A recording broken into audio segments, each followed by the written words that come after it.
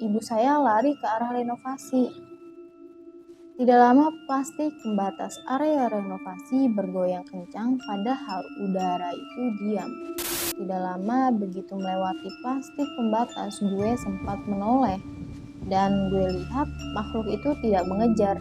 Dia cuma berdiri di ambang area gelap, menatap kami tetap dengan senyum.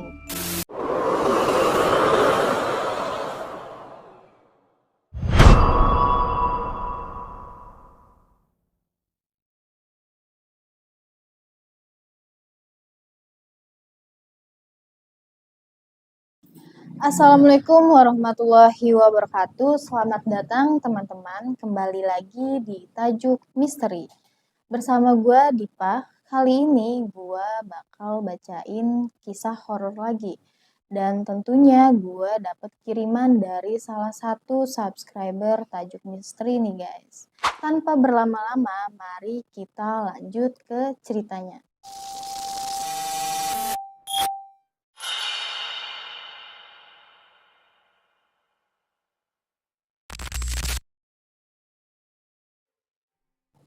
Jam dinding ruang jaga IGD menunjuk hampir pukul 11 malam. Detiknya kecil, tapi di jam segini suara sekecil apapun jadi jelas. Rumah sakit ini cukup tua, lorongnya panjang dan sangat sepi saat malam hari.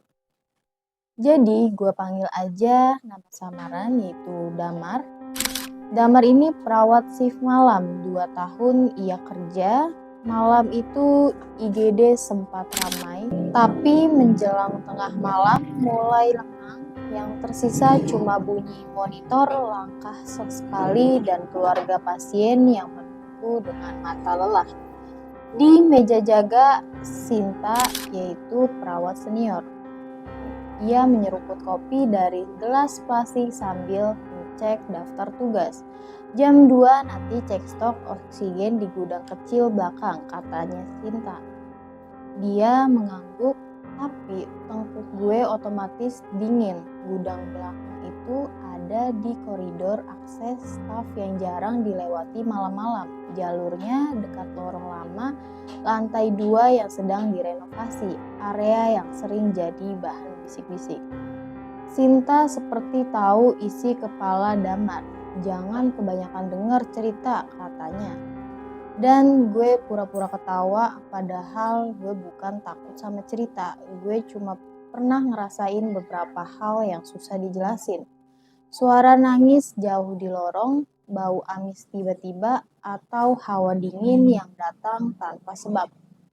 Menjelang pukul 11:30, telepon internal berdering.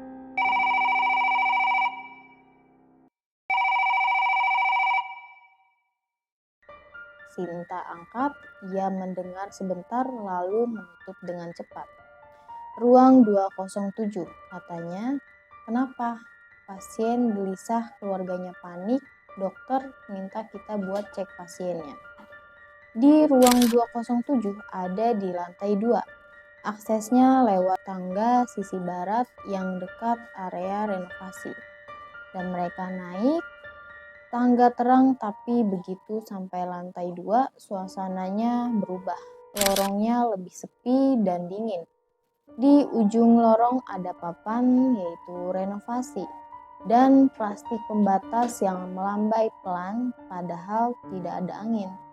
Sinta berhenti di depan pintu 207 dan ia mengetuk, tok-tok, dari dalam terdengar gumaman pelan seperti orang ngomong sambil menahan tangis. Sinta membuka pintu dan ada seorang ibu sekitar 50-an terbaring, wajahnya pucat, mata terbuka lebar. Di kursi samping ranjang ada juga perempuan muda, mungkin anaknya, dengan mata bengkak karena kurang tidur. Ibu dari tadi ngomong ada orang di sudut, kata anaknya. Suaranya gemetar, pasien menatap sudut ruangan kosong itu. Bibirnya bergerak pelan, ia bilang, jangan dekat-dekat. Sinta mendekat dan ia memeriksa nadi dan tekanan darah dengan tenang. Ibu, demamnya tinggi, kata Sinta, lebih ke memastikan. Pasien tiba-tiba meraih tangan Sinta kuat sekali. Dia pakai baju putih basah, bisiknya. Nyaris tanpa suara, dia minta saya ikut. Tidak lama, dia menoleh ke sudut ruangan. Tidak ada apa-apa, tapi udara mendesak terasa lebih dingin. Seperti ada sesuatu lewat tepat di belakangnya. Lalu ia terdengar suara halus seperti kain diseret pelan dari arah tirai. Gue menatap tirai, ia diam, tapi suara itu nyata. Terus pasien juga memandang gue untuk pertama kalinya. Matanya merah, tapi fokusnya bukan ke wajah gue, melainkan ke belakang bahu gue. Dia bilang, "Mas, jangan biarin dia masuk." Tenggorokan gue kering. Sinta menyelesaikan pemeriksaan, menenangkan keluarga pasien, lalu kami keluar. Begitu pintu tertutup, gue menghembuskan napas panjang. Dia bilang, demam tinggi bisa bikin halusinasi. Sinta bilang cepat, seolah menyuruh pegang logika. Jadi dia berjalan kembali ke tangga. Saat melewati area renovasi, gue mendengar suara orang nangis dari balik plastik pembatas.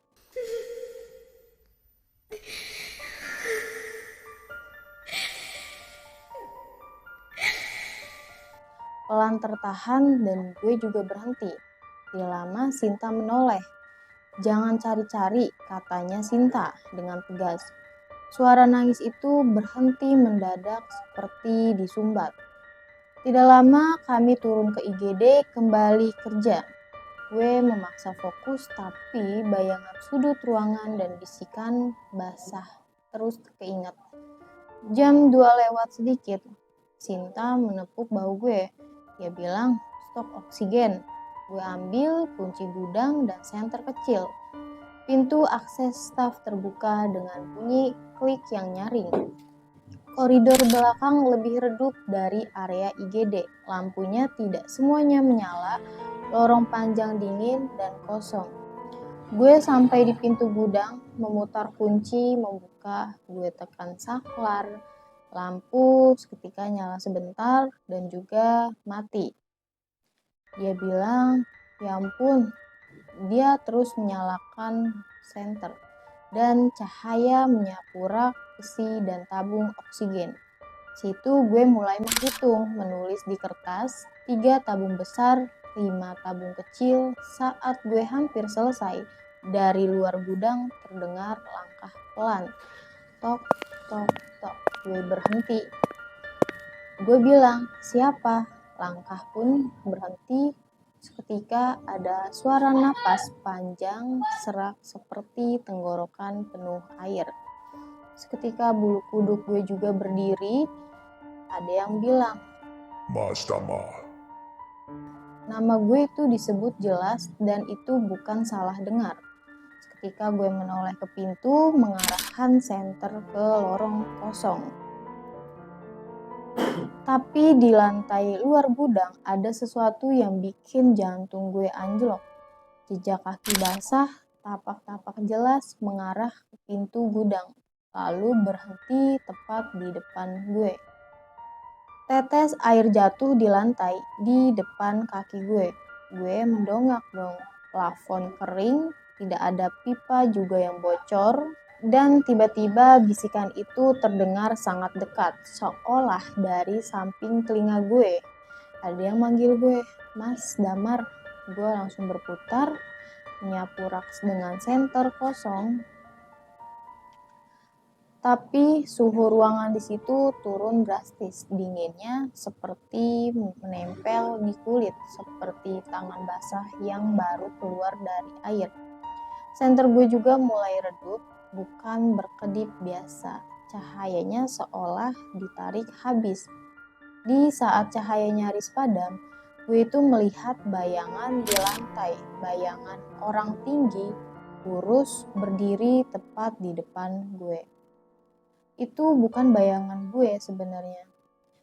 Dan senter mati itu gelap total.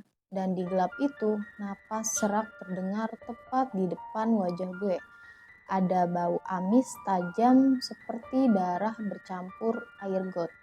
Gue di situ tidak mikir. Gue meraba pintu, gue juga mendorongnya dan lari keluar. Lorong terasa lebih panjang dari biasanya. Di belakang gue tepat ada suara air menetes mengikuti langkah.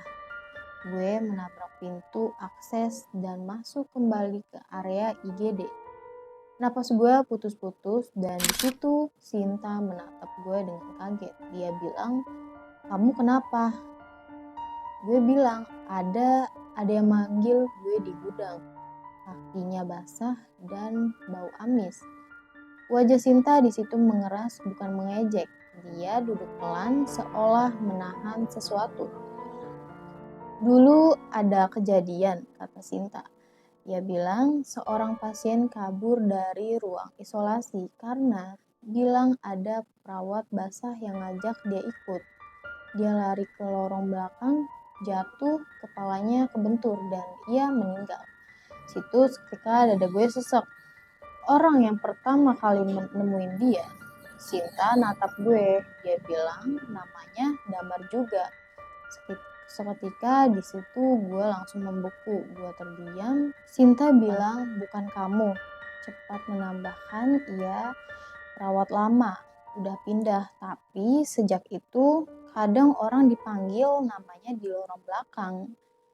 Gue teringat pasien 207, baju putih, basah, dan Sinta menarik napas. "Kalau dengar panggilan jangan dijawab," dia bilang.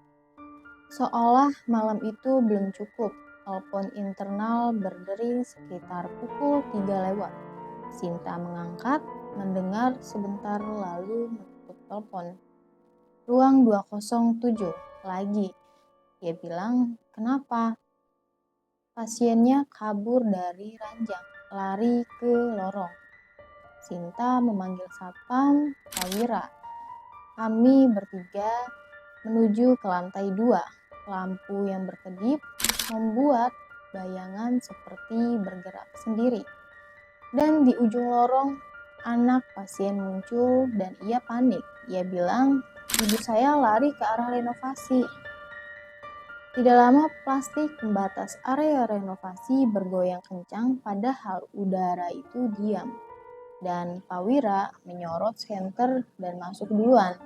Gue mengikut, napas gue juga tertahan, tapi di balik plastik terasa sangat lembab. Lantai ada genangan tipis dan lagi-lagi jejak kaki basah mengarah ke pintu ruang lama yang digembok. Pasien 207 berdiri di depan pintu itu, membelakangi gue. Rambutnya berantakan, baju pasiennya basah di bagian bawah. Anaknya menangis, pasien juga tidak menoleh. Kepalanya miring seperti mendengarkan sesuatu di balik pintu. Sinta melangkah pelan, ia bilang, "Bu, ayo balik." Pasien malah tertawa kecil, tawa yang bikin perut gue menjadi mual. Dia bilang, "Pintunya kebuka." Prawira menatap gembok dan dia bilang, "Nggak mungkin." Pasien mengetuk pintu. Dari dalam pintu ada ketukan belasan. Tok, tok, tok. Gue merasa darah gue dingin. Anak pasien menjerit, tangannya juga menutup mulut, dan situ Sinta mundur setengah langkah. Tapi tetap berusaha tenang. Pasien menoleh perlahan, matanya merah, tapi sorotnya itu bukan sorot orang sakit biasa.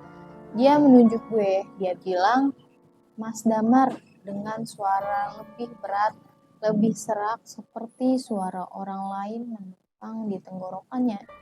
Dia bilang, "Yang namanya Damar harus ikut," katanya. "Itu janji." Dan gue terpaku. Sinta menatap gue juga dengan tajam. Dia bilang ke gue, "Jangan maju." Lampu lorong tiba-tiba padam. Gelap menyapu kami dan senter Prawira jadi satu-satunya cahaya. tapi cahayanya redup seolah dikepung kabut. Suara air menetes bermunculan dari banyak arah, dan bau amis itu kembali jauh lebih kuat. Dari bawah pintu, air hitam merembes keluar, mengalir pelan seperti mencari jalan. Bukan air biasa, baunya busuk dan juga menusuk. Pasien tersenyum tipis dan dia bilang, dia datang. Seketika di situ gue merasa dingin di belakang gue, seperti ada orang berdiri terlalu dekat. Dan di sisi pandangan gue melihat ujung kain putih, basah dan juga menetes. Sinta memegang lengan gue kuat dengan dia bilang, Damar, jangan bergerak. Dan terdengar di telinga gue juga ada yang manggil nama gue, Mas Damar. Tangan di situ, tangan gue dingin menyentuh bahu licin seperti kulit yang lama terendam. Gue refleks berputar, senter kecil gue menyala entah bagaimana, menyorot tepat ke wajah yang berdiri di belakang gue. Dan wajah itu pucat, rambut panjang menempel di pipi, meneteskan air, seragamnya adalah seragam perawat lama yang sudah tidak dipakai di rumah sakit ini. Tidak lama ia tersenyum tipis-tipis dan Sinta berdiri di depan gue seperti pasang badan dan dia bilang, kami cuma bawa pasien. Dan tidak lama makhluk itu melangkah pelan meninggalkan tapak basah di belakangnya. Pintu di gembok itu bergetar, ketukan dari dalam makin cepat seperti banyak tangan. Tok, tok, tok, tok. Sinta narik gue, dia bilang lari. Dan tidak lama, ternyata Pak Wira sudah menarik anak pasien keluar itu lebih dulu. Dan seketika gue juga ikut lari, hampir tersandung genangan. Tidak lama begitu melewati plastik pembatas, gue sempat menoleh. Dan gue lihat makhluk itu tidak mengejar. Dia cuma berdiri di ambang area gelap, menatap kami tetap dengan senyum. Di dekat pintu, pasien 207 terjatuh ke lantai, tubuhnya menggigil lalu diam. Dan gue membawa pasien itu kembali ke kamar dengan bantuan staf yang lain dan datang karena mendengar teriakan. Dokter dipanggil lagi, pasien diberi obat tambahan dan pengaman ranjang. Keluarganya nangis tapi tidak berani banyak tanya. Setelah keadaan agak stabil, gue duduk di lorong. Kepala gue berdenyut. Pak Wira juga terlihat pucat dan Sinta lebih diam dari biasanya. Saya juga lihat Pak Wira berbisik, itu bukan orang. Sinta menatap lantai. Dulu ada perawat meninggal waktu kebakaran kecil di area laundry lama, katanya. Dia masuk ruang basah bantu evakuasi. Sejak itu, orang-orang bilang ada perawat yang masih jaga di jalur belakang. Di situ gue cuma bisa menelan ludah semua potongan kejadian pasien 207 di gudang jejak basah nyambung jadi satu bentuk yang bikin dada gue sesek. Gue bertanya, kenapa gue? Suara gue juga patah-patah. Sinta menatap gue dengan lama. Karena namanya pernah ada, karena kamu kerja malam, dan karena kamu sempat masuk wilayahnya. Nah, kalimat terakhir itu menghantam lebih keras daripada yang gue kira. Tidak lama, kami turun ke IGD, sisa malam lewat dalam mode bertahan. Gue tidak lagi santai, setiap bunyi kecil bikin gue tegang. Menjelang subuh pun mulai suasana berubah, ada cahaya tipis dari luar. Suara orang mulai ramai, shift pagi sebentar lagi datang. Gue pikir ini semuanya selesai. Gue hampir percaya sampai satu tugas kecil muncul, mengantar berkas ke ruang administrasi belakang. Jalurnya itu melewati koridor akses yang sama. Sinta sedang serah terima dengan perawat pagi dan Pawira pun kembali ke pos.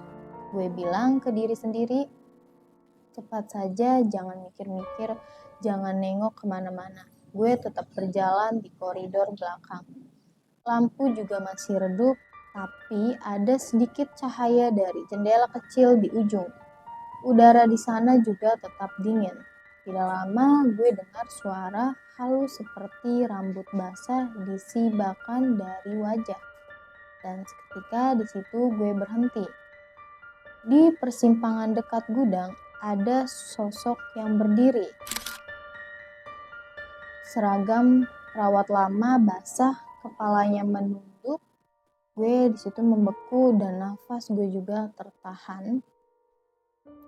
Tidak lama sosok itu mengangkat kepalanya perlahan, wajahnya lebih jelas sekarang dan pucat, bibirnya pun kebiruan, mata kosong tapi menuntut.